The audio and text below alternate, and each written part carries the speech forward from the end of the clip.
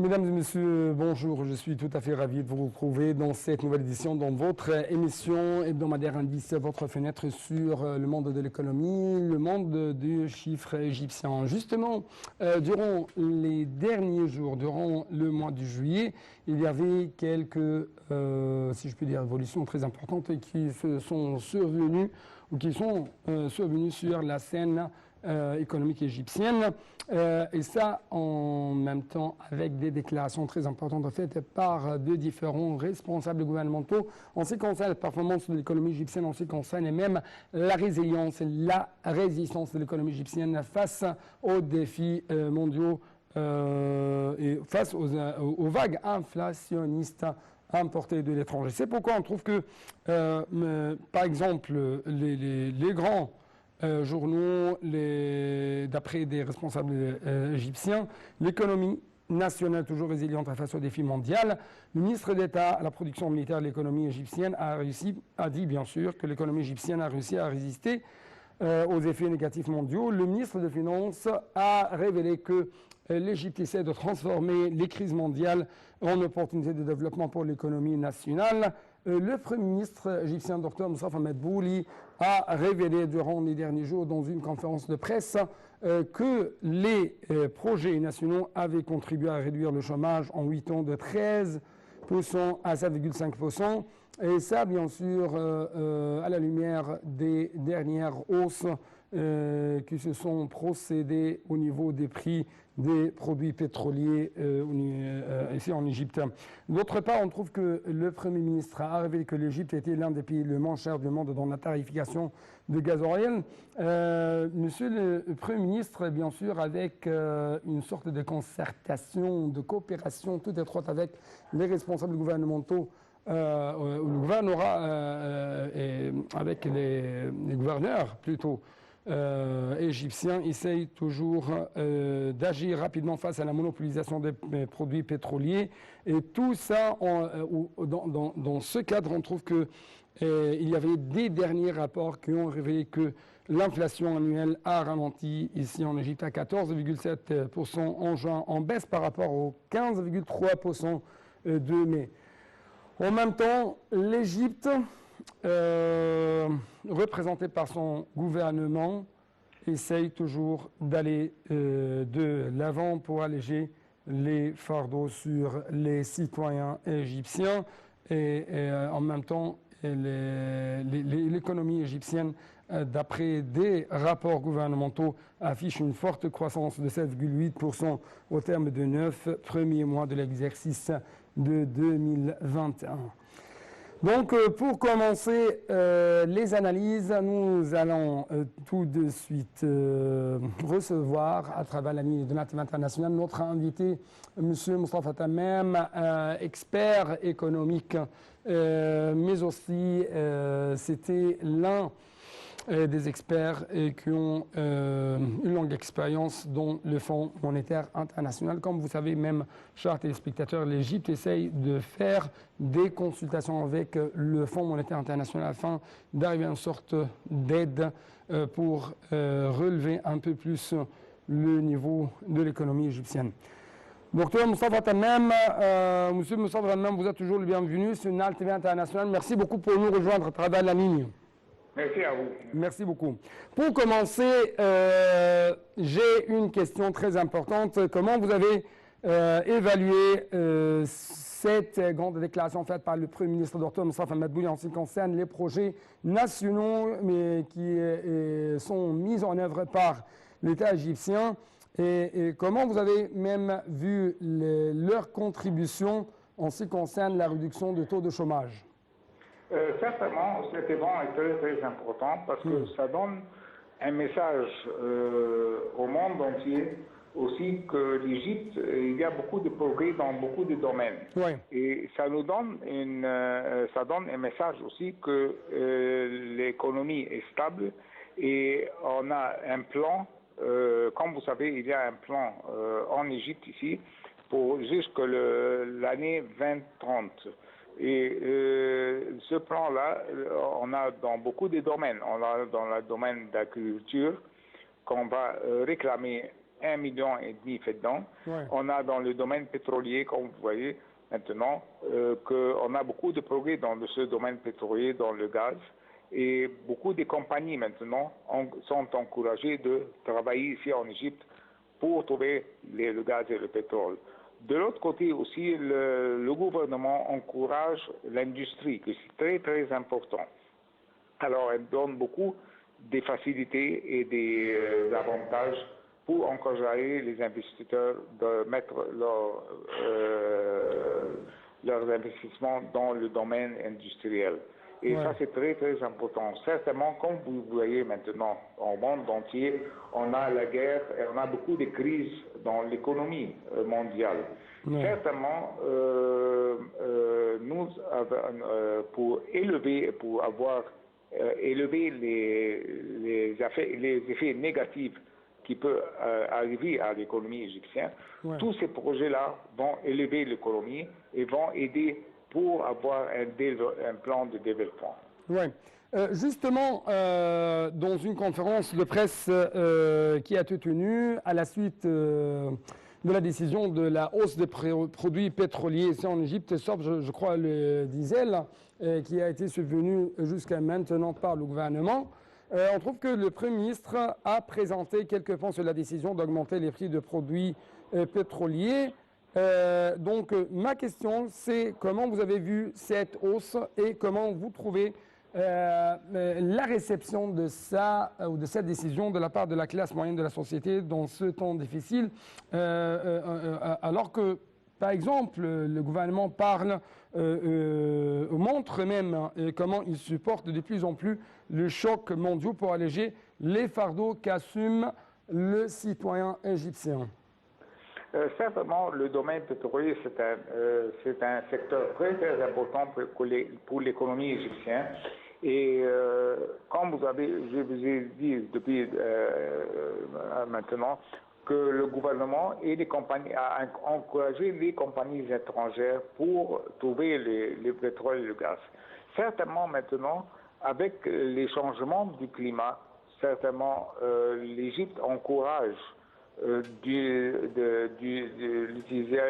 d'utiliser des sources que peut-être vont éliminer les problèmes du climat. Certainement, on a l'énergie nucléaire, comme vous voyez, on a beaucoup de coopération avec des compagnies pour avoir l'énergie dans le domaine nucléaire.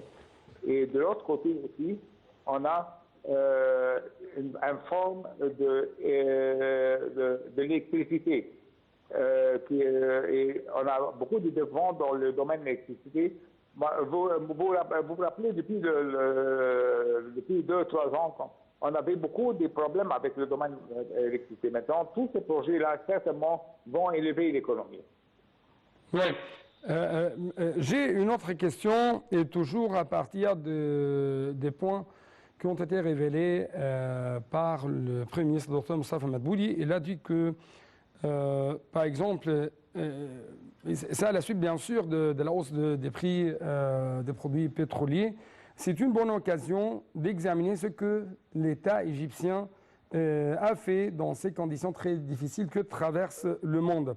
Et ça afin de protéger les personnes à faible revenu grâce à de nombreux mécanismes et initiatives dirigés par le président Abdel Fattah al-Sisi. Ma question porte ici, à quel point, en tant qu'un économiste, vous touchez bien que ces programmes gouvernementaux socio-économiques étaient efficaces?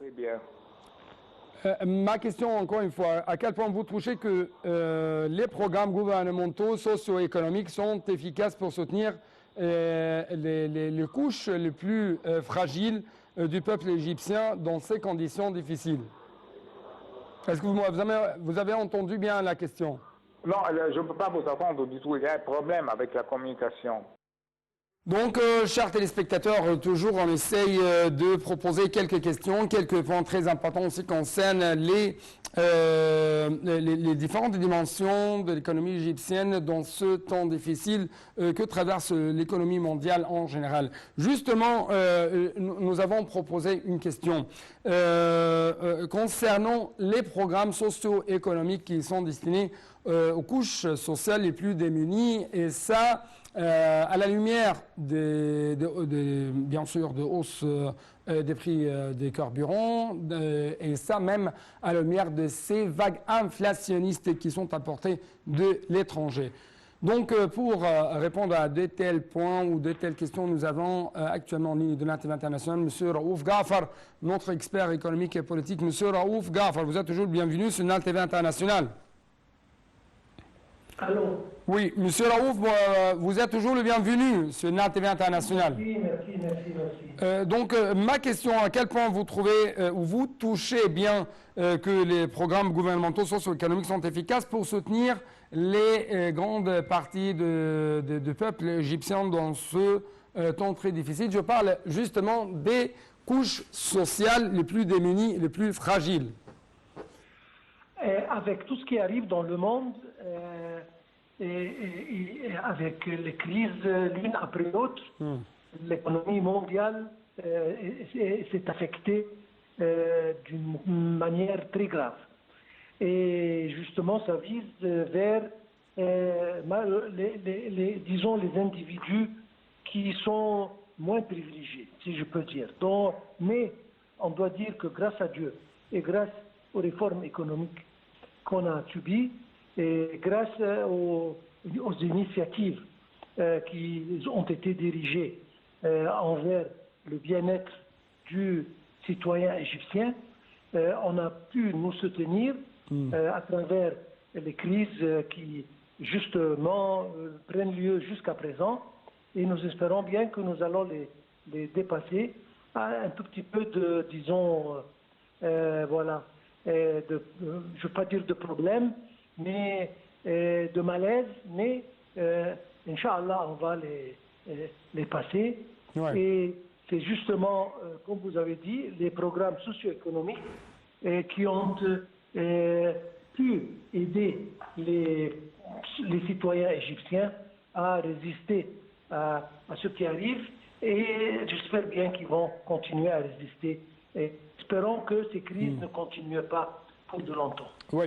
Ces derniers jours, les journaux égyptiens ont révélé que depuis 6 mois ou presque 7 mois, c'est pour la première fois il y a un ralentissement du taux d'inflation ici en Égypte à 4. En fait, l'inflation est tombée en juin dernier à 14,7%, en baisse par rapport aux 15,3% de mai dernier. Donc, comment vous trouvez ou vous estimez cette tombée? Comment ça va affecter positivement ou négativement bien sûr l'économie égyptienne? Et comment même vous trouvez les prix du pétrole au niveau international? Notamment, on parle d'une certaine inflation accompagnée d'une certaine récession dans les grandes économies mondiales. Premièrement, la hausse des prix des carburants et du pétrole, c'est une chose dans laquelle nous n'avons rien à faire. Dû aux incidents qui ont pris lieu et qui prennent lieu jusqu'à présent, il y a le monde entier fait face à un problème vraiment sans précédent. Et ça se traduit en hausse de prix et inflation partout dans le monde. Et l'Égypte fait partie de ce monde. Mais le fait qu'on a eu une baisse, bien que très petite, mais au moins une baisse dans l'inflation du mois passé, ça veut dire que nous faisons un effort colossal pour contrôler les prix pour que ça ne s'échappe pas. Et pour ça, personnellement, j'espère que ça continue, même si on baisse un très petit pourcentage, mais au moins on baisse. Parce que ça signifie beaucoup. Si on compare notre situation avec la situation de beaucoup d'autres pays beaucoup plus industrialisés, avec l'Amérique par exemple, nous voyons que les taux d'inflation, on a des taux qui n'ont pas qu'ils n'ont pas vu depuis une quarantaine d'années. Donc c'est c'est une situation assez sérieuse. Ici, ça va un peu mieux et l'essentiel, c'est que le gouvernement fait un effort vraiment formidable pour contrôler un peu les prix et ne pas laisser les marchands, etc., monopoliser les produits pétroliers de côté et puis prendre l'avantage et hausser les prix de transportation et de transport et des passagers, des marchandises. Donc, ça oui, en fait, monsieur Raouf Gafar, en fait, des journaux égyptiens, par exemple comme le Progrès égyptien, ce journal égyptien francophone, a dit que l'économie égyptienne avait affiché une forte croissance de 7,8% en termes de 9 premiers mois de l'exercice 2021-2022. Donc, à quel point vous trouvez que vraiment... oui, il y a une crise mondiale qui frappe les économies en général, mais ici en Égypte, nous avons quelques chances, quelques opportunités. Par exemple, la reprise touristique. Par exemple, nous essayons toujours d'exporter plus de gaz, notamment vers l'Europe. Nous avons l'électricité, nous avons une sorte de restructuration de l'environnement et des investissements ici en Égypte. Oui. On doit penser premièrement aux réformes économiques qui ont pavé le chemin avec les méga-projets, encore une fois, qui ont pavé le chemin pour les investisseurs, etc., qui ont baissé un peu, je m'excuse, le taux de chômage.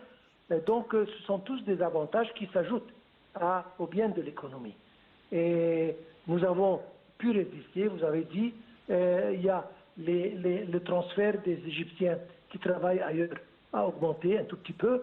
Le tourisme se redresse petit à petit. D'autre part, comme vous avez dit, l'Égypte maintenant joue un rôle dans l'export de son gaz vers l'Europe. Et avec les prix du gaz qui se sont élevés, ce sont tous et puis l'exportation de divers produits agricoles et industriels ont rendu du bien à l'économie.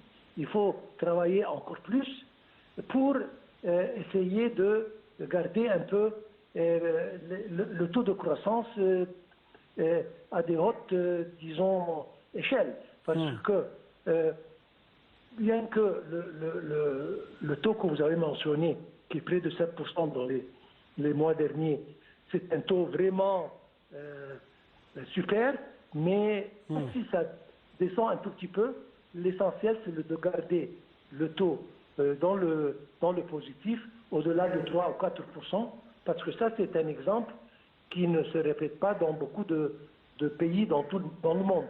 Donc c'est un avantage, il faut vraiment s'en profiter. Ouais, je dois même vous proposer cette dernière déclaration faite par le ministre des Finances, le Dr Mohamed Moït, qui a révélé la poursuite de la consolidation de l'industrie de toutes les manières possibles pour transformer les crises mondiales actuelles en opportunités de développement qui soutiennent l'économie égyptienne, et ça en application des directives présidentielles, ce qui contribue, selon lui, à renforcer les capacités de production de l'économie égyptienne dans divers secteurs, à assurer la sécurité alimentaire, à accroître l'exportation et la compétitivité des produits égyptiens sur le marché international d'une manière qui aide à améliorer la structure de la croissance pour devenir plus diversifié et plus riche en emplois, d'autant que cette voie pourrait créer des centaines de milliers d'emplois annuellement. Donc, comment vous évaluez,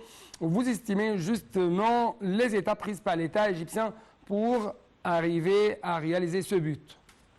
Bon, ça c'est la prescription idéale pour remédier la situation. Ouais. Plus de production, plus d'exportation, et arriver au maximum sur le plan autosatisfaisance, nourriture, etc. Et sécurité alimentaire pour empêcher les crises qui peuvent arriver dues aux chaînes d'approvisionnement qui peuvent être interrompues à cause de crises mondiales, etc. Donc ça, ce sont des pas vraiment très bien prévus. J'espère bien que nous allons les réaliser d'une manière vraiment sincère et sérieuse, de façon à ce qu'on peut passer ces temps très difficiles. Tout le monde souffre. Nous voulons être un des pays les moins souffrants. Et Inch'Allah, ça va Un des pays quoi? Un des pays moins, qui souffrent le moins, je veux dire, de ce qui se passe. Nous voyons même les pays les plus industrialisés. Notre président était aujourd'hui en Allemagne. Nous avons vu qu'un pays comme l'Allemagne, un exemple de pays industrialisé, il a pas mal de problèmes. Il craint que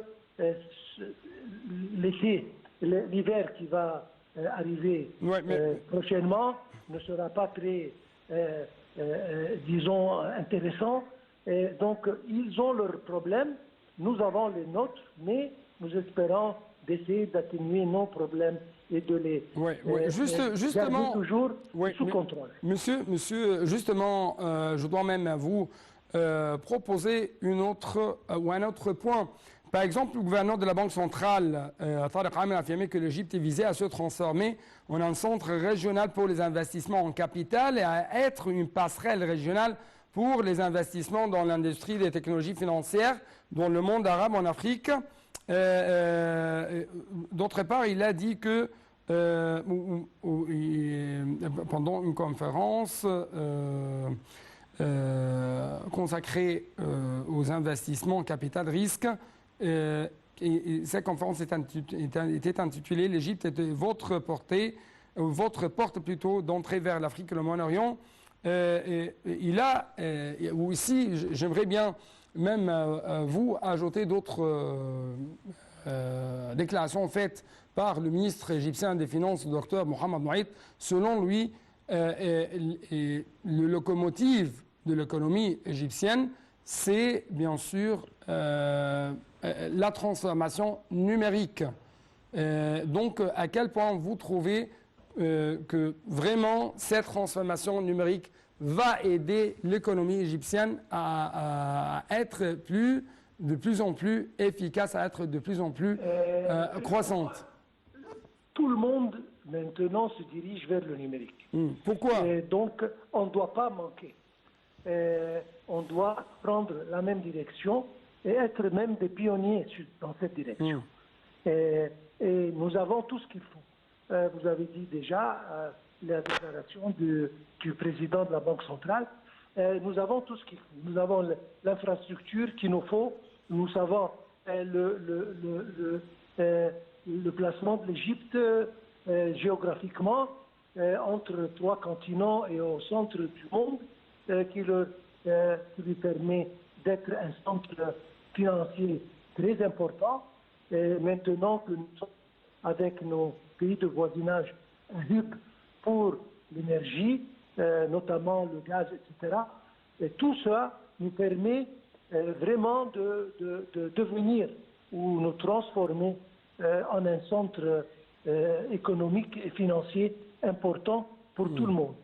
Sur le plan commercial, nous avons le canal de Suez par qui passe un bon pourcentage du commerce mondial. Donc tout ça, ça nous donne des atouts. On doit s'en servir pour améliorer notre position financière. En fait, j'ai d'autres points, mais justement pour clôturer cette édition, il y a toujours une sorte de poursuite des concertations avec la famille pour parvenir à un accord soutenant les plans de l'État égyptien. Donc, d'après votre point de vue, quelles sont les exigences demandées ou réclamées même par le Fonds monétaire international à l'égard de l'Égypte pour donner un peu plus d'aide ou un peu plus d'élan à l'économie égyptienne? Je veux dire, ce sont des demandes qui peuvent être achevées facilement. Peut-être une petite amélioration dans les législations concernant les investisseurs, pour rendre les choses un peu plus simples et un peu plus pratiques. Mais en principe, nous avons, comme je veux dire, tous les atouts. Nous avons la main-d'œuvre, nous avons les matières premières, et nous avons l'infrastructure. Donc, il nous faut simplement un coup de main sur le plan financier pour réaliser beaucoup de projets qui nous permettent d'avancer sur le plan économique et financier par rapport à tout le monde. Monsieur Raouf Ghafar, je dois vous remercier infiniment pour de tels commentaires de votre pensée concernant ces nouveautés ou ces évolutions très importantes qui ont touché la scène égyptienne durant les derniers jours. Merci beaucoup encore une fois et c'est la même chose à vous, chers téléspectateurs. Merci et à la prochaine.